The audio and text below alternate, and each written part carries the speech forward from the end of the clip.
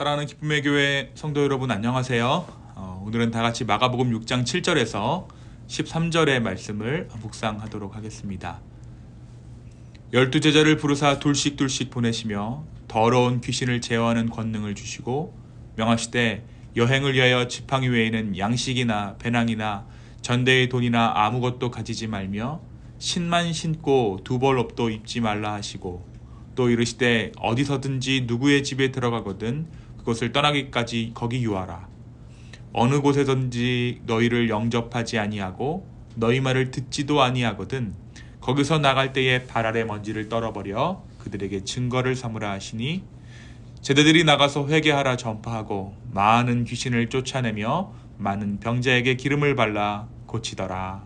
아멘. 우리가 어제 말씀에서 고향 땅을 찾으신 예수님에 대해서 함께 나누었습니다. 예수님은 고향에서 환영받지 못하셨죠. 예수님의 고향 사람들은 예수님의 육신적 태생과 출신을 알아채고는 그의 메시아적 권위에 대해서 믿지 못하였습니다. 그의 신적 권위를 인정하지 않았던 것입니다. 결국 보이는 만큼 그들이 믿게 되었고 아는 만큼 그들이 믿게 되었습니다. 그들이 믿지 못하는 가운데 예수님은 아무런 권능도 그들 가운데 행하지 못하시고 그 마을을 떠나오십니다. 이어지는 오늘 말씀에서 제자들을 파송하시는 예수님에 대해서 말하고 있습니다. 예수님께서 제자들을 보내실 때에 그냥 보내셨던 것이 아니라 먼저 둘씩 짝을 짓게 하신 후에 그리고 그들에게 더러운 귀신을 제어하는 권능을 허락해 주십니다. 왜 둘씩 짝을 짓게 하셨을까요? 그들이 아직 연약하였기에 서로가 서로를 위해 중보하고 한 사람이 흔들릴 때 바로 옆 사람이 격려해 주는 그런 일을 위해서 선한 일을 도모하기 위해서 주님은 둘씩 짝을 짓게 하신 것입니다. 그리고 제자들을 파송하실 때 몇 가지 명령하셨던 지침들이 있습니다. 먼저 예수님은 제자들에게 지팡이 외에 아무것도 가지고 가지 말 것을 말씀하십니다. 양식이나 배낭이나 돈이나 아무것도 가지지 말고 각 촌으로 들어가서 말씀을 전하고 주신 권능으로 주님의 일을 하라고 명하십니다. 또 누군가의 집에 들어가서 그 집에 머물게 되면 다른 곳으로 이동해서 유하지 말고 그 마을을 떠날 때까지 그 집에서 유할 것을 지시하십니다. 하지만 예수님께서는 만약 누군가가 제자들을 영접하지 아니하고 그들의 말을 듣지 아니할 때에는 발 아래 먼지를 떨어 증거를 삼으라 말씀하십니다. 이 발에서 먼지를 떠는 행위는 유대인의 정결법입니다. 유대인들은 이방 땅에 들렸다가 다시 유대 땅으로 들어갔을 때 이방과 유대 땅 경계선에서 자신의 신의 먼지를 떠는 행위를 함으로써 이방인과 자신들이 아무런 상관이 없다라는 것에 증거를 삼았습니다. 마찬가지로 제자들을 영접하지 않는 사람들에게 예수님은 제자들의 발에 먼지를 떨게 함으로 그들이 예수 그리스도의 도와 천국 복음과 상관이 없는 자들임을 나타내게 하셨습니다. 그들의 가정이 영원한 이방 땅이 되게 하신 것입니다. 예수님의 보내심으로 제자들은 각 지역으로 흩어져 하나님의 도를 전하기 시작합니다. 말씀은 그들이 예수님과 같이 하나님 나라의 도를 전파하고 많은 병든 자들을 치료하였다라고 기록하고 있어요. 그들이 수많은 귀신을 쫓아냈고 많은 병자에게 기름을 발라 고쳤다라고 말씀이 기록하고 있습니다. 예수님께서 그들에게 허락하신 그 권능으로 그들이 예수님께서 이 땅 가운데 행하셨던 그 일을 똑같이 행하기 시작한 것입니다. 사랑하는 기쁨의 교회 성도 여러분, 또 이 말씀을 듣고 계시는 성도 여러분, 오늘 이 말씀은 비록 짤막한 분량으로 기록되어져 있지만 예수 그리스도의 제자로 살아가는 우리에게 의미하는 바가 큰 말씀입니다. 먼저 예수님께서는 제자들을 보내실 때 그냥 보내셨던 것이 아닙니다.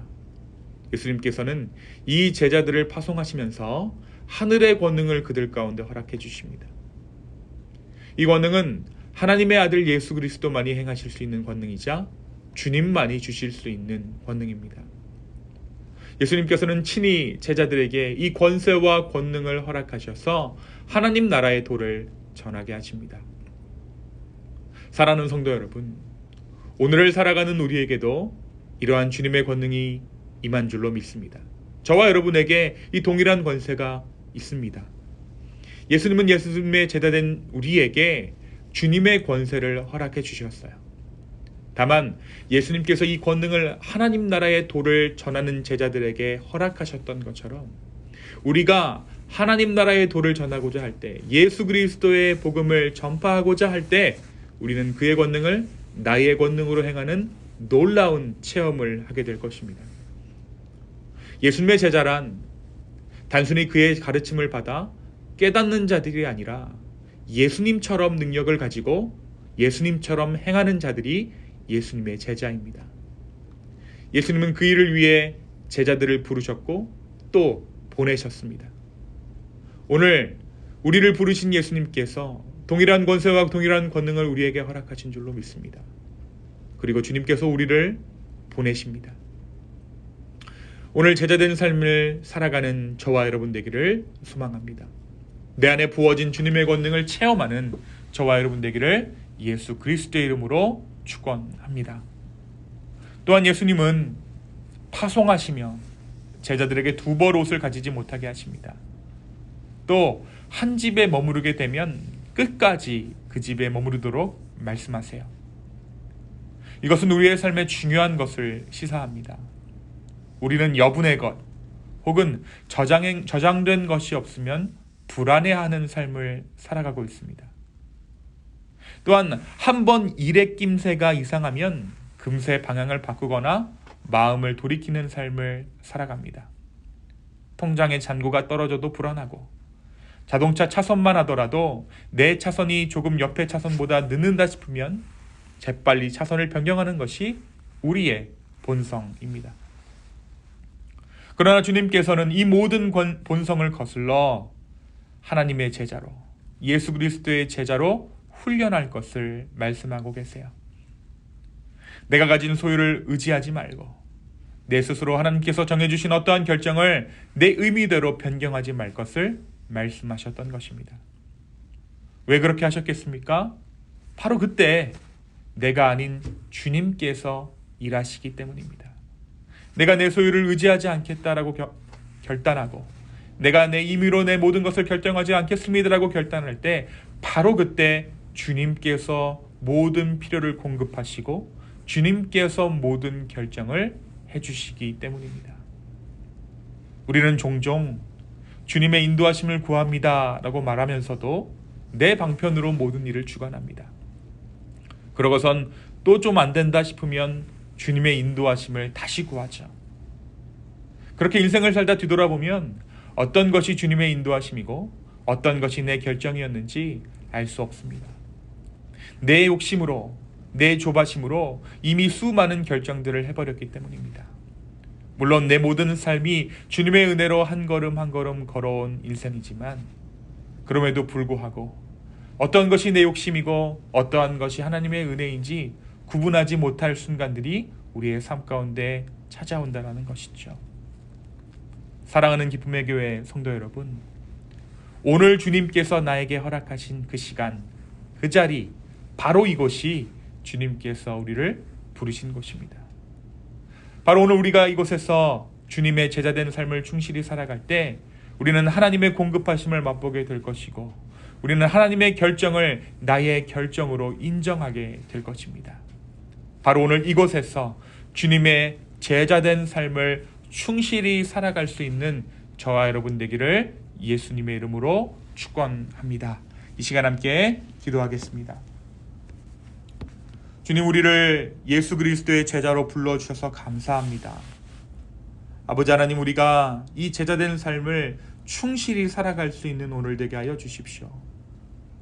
우리가 예수 그리스도의 도를 전하고 하늘의 도를 전하려고 할 때에 주님의 그 놀라우신 그 권능을 우리가 체험하고 우리의 권능으로 사용할 수 있도록 주의 축복 더하여 주시옵소서. 또한 우리의 임의대로 모든 것을 결정하지 아니하고 우리의 소유를 인정하지 아니할 때 하나님께서 모든 것을 공급하시며 하나님께서 모든 것을 인도하신다라는 것을 우리로 하여금 오늘 하루 경험하게 하여 주시옵소서. 크신 하나님, 놀라우신 하나님, 우리의 아버지 되신 주님, 우리의 삶을 오늘 인도하여 주시옵소서. 감사합니다. 이 모든 말씀 살아계신 예수님의 이름으로 기도하였습니다. 아멘.